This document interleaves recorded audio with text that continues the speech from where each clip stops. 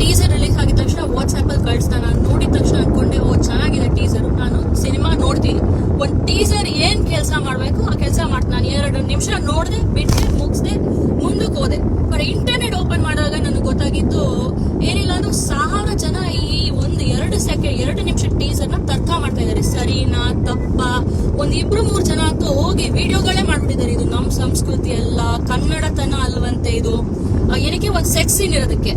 ನಾನ್ ಕೇಳ್ಬೇಕಾಗಿರೋದು, ರಾಕ್ಷಸೀಯ ರೀತಿಯಲ್ಲಿ ಸಿನಿಮಾ ಬಿಟ್ಬಿಡಿ, ನಿಜ ಜೀವನದಲ್ಲಿ ರಾಕ್ಷಸೀಯ ರೀತಿಯಲ್ಲಿ ಎಷ್ಟೋ ಜನ ಬದುಕ್ತೀವಿ. ಏನು ಬರ್ಬರ ರೀತಿಯಲ್ಲಿ ರೇಪು, ಅತ್ಯಾಚಾರ ನಮ್ ಕಣ್ಮುಂದೆನೆ ಆದ್ರೂ ಮಾತಾಡಲ್ಲ, ತರ್ಕ ಮಾಡಲ್ಲ. ನನ್ಗೆ ಯಾಕೆ ಅನ್ಕೊಂಡ್ ಜೀವನ ಮಾಡ್ತಾ ಇರ್ತೀವಿ. ಬಟ್ 2 ನಿಮಿಷದ ಸಿನಿಮಾ ಟೀಸರ್ ನ ಯಾವ ಲೆವೆಲ್ಗೆ ಮಿಲ್ಕ್ ಮಾಡ್ತಾ ಇದೀರಾ ಅಂದ್ರೆ, ಅದೇ ಮಿನಿಟ್ ನನ್ಗನ್ಸಿದ್ದು ಕಾಂಟೆಂಟ್ ಅಲ್ಲ, ಇದು ಕಸ ಅಂತ ಬಿಟ್ಬಿಡೋಣ. ಒಂದು ಸೆಕ್ಸ್ ಸೀನ್ ನ ಯಾವ ರೇಂಜ್ ಗೆ ಫೋಕಸ್ ಮಾಡ್ತಾ ಇದೀರಾ ಅಂದ್ರೆ, ಸೆಕ್ಸ್ ಇರ್ಲಿಲ್ಲ ಅಂದ್ರೆ ನಾವ್ ಯಾರು ಭೂಮಿ ಮೇಲೆ ಇರ್ತಾನೆ ಇರಲಿಲ್ಲ. It's not a big deal, it's probably a part of the movie. ಅರ್ಥ ಆಯ್ತಾ?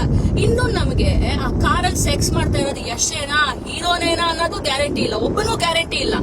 ಸುಮ್ನೆ ಆತುರಗಾರನಿಗೆ ಬುದ್ಧಿಮಟ್ಟ ಚೂರು. ಇನ್ನು ಟೀಸರ್ ಅಷ್ಟೇ, ಇದು ಟ್ರೇಲರ್ ಬರ್ಲಿ, ಸಿನಿಮಾ ತರ್ಕ ಮಾಡಿ, ಅದೇನ್ ತೊಂದ್ರೆ ಇಲ್ಲ. ಅವಾಗ ಮಾತಾಡೋಣ ಚೆನ್ನಾಗಿದ್ಯಾ ಚೆನ್ನಾಗಿಲ್ವಾ ಇದು ಅಂತ. 2 ನಿಮಿಷ ಟೀಸರ್ಗೆ ಈ ರೇಂಜ್ಗೆ ಹೈಪ್ ಯಾಕೆ ಬೇಕು?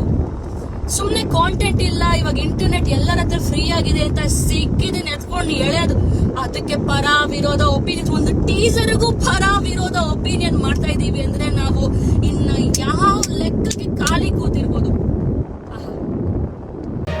ಮತ್ತಷ್ಟು ಸುದ್ದಿಗಳಿಗಾಗಿ ನೋಡ್ತಾ ಇರಿ ಪಬ್ಲಿಕ್ ನ್ಯೂಸ್ 24x7. ಇದು ಸತ್ಯದ ಧ್ವನಿ.